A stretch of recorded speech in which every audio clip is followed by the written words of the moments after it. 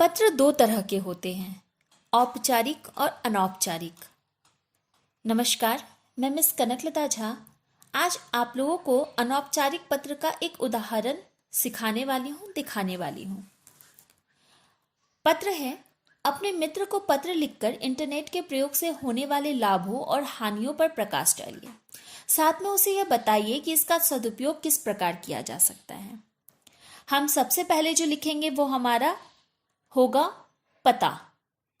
पता के बाद आप जब पता लिखना हो जाए, मान लो कि मैं परीक्षा भवन नैनीताल 2 जून या फिर कुछ भी एक डेट देती हूँ, दिनांक देती हूँ। उसके बाद आप संबोधन, आप जिस मित्र को लिख रहे हैं, मान लो मैं विजय को लिख रही हूँ, प्रिय मित्र विजय, सप्रेम नमस्कार। उसके बाद जो आता है वो हमारा मुख्य विषय होता है, जिसको हम 2 पैराग्राफ के अंतर्गत लिख सकते हैं। उसके बाद आपको क्या लिखना है, यदि कोई संबोधन है, कोई आप कुछ और कहना चाहते हैं एक लाइन में, या आप माता पिता को प्रणाम कहना चाहते हैं, ये कुछ आप एक लाइन में लिखेंगे। फिर स्नेहाशीष आप अपना नाम लिख देंगे। तो जो आज मैं आपको पत्र का विषय मैंने जो बताया, जो मैंने पत्र बताया, जिस विषय पर आपको लिखना है, उसे आपको कैसे लिखना है, फॉर्मेट आपको मैंने दिखाया। और अब मैं आपको विषय वस्तु की ओर ले जाती हूँ। सप्रेम नमस्कार, अभी अभी तुम्हारा पत्र पढ़कर अत्यंत प्रसन्नता अनुभव हुई। तुम्हारे पिताजी ने तुम्हारे प्रथम आने पर कंप्यूटर उपहार में दिया और इंटरनेट भी लगवा दिया। मैं इतनी उत्साहित हूँ कि तुरंत पत्र लिखने बैठ गई। प्रिय विजय, पहले ही मेरी ओर से हार्दिक बधाई स्वीकार करो। आज तो अग्रगामी युग में कंप्यूटर और इंटरनेट अत्यंत महत्वपूर्ण और सुविधाजनक हो गया है। आज का युग कंप्यूटर का युग है।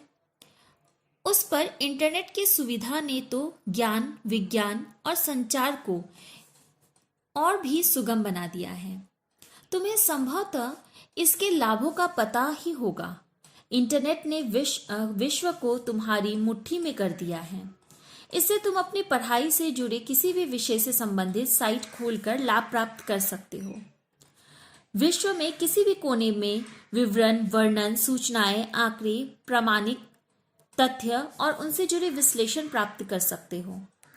इस पर तुम विश्व के किसी भी कोने में स्थित अधिकारी, विशेषज्ञ, डॉक्टर, योजनाकार, शिक्षा शास्त्री आदि से बात कर सकते हो, प्रश्नोत्तर कर सकते हो, अपना चित्र दिखा सकते हो और उधर का चित्र देख सकते हो।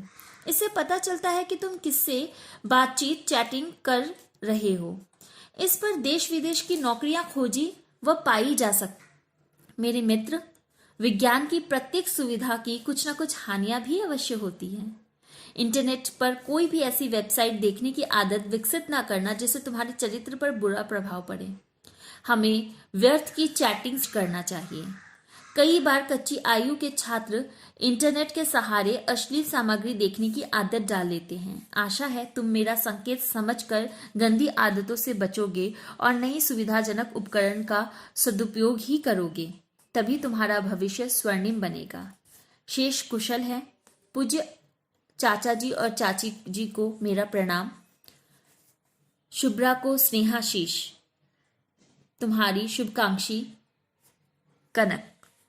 या आप जो भी नाम लिख सकते हैं, यहाँ पर कुछ भी नाम लिख सकते हैं। जो भी विषय आपको मिलते हैं उसके अच्छाई, उसकी बुराई, आपको जो भी उस विषय से संबंधित चीज़ें हैं जो आपको बतानी चाहिए, वो सारी चीज़ें आप इसमें लिख सकते हो। जो अनौपचारिक पत्र होता है उसमें कोई शब्दों का, वैसे तो आपको 180 शब्दों में लिखने हैं, लेकिन उसमें आप अपने मन की बात खुलेआम से कह सकते हो, जैसे कि आप औपचारिक पत्रों में नहीं कर सकते। जो आप ऑफिस वगैरह में, स्कूल वगैरह में देते हो, उस ऐसे पत्रों में आप इस तरह की चीजें नहीं लिख सकते हो। तो आप ऐसे ये पत्र लिख सकते हो और इस तरह के अन्य पत्रों का भी आप घर में बैठकर आप प्रैक्टिस कर सकते हो और दूसरे पत्र भी इस तरह से आप लिख सकते हो।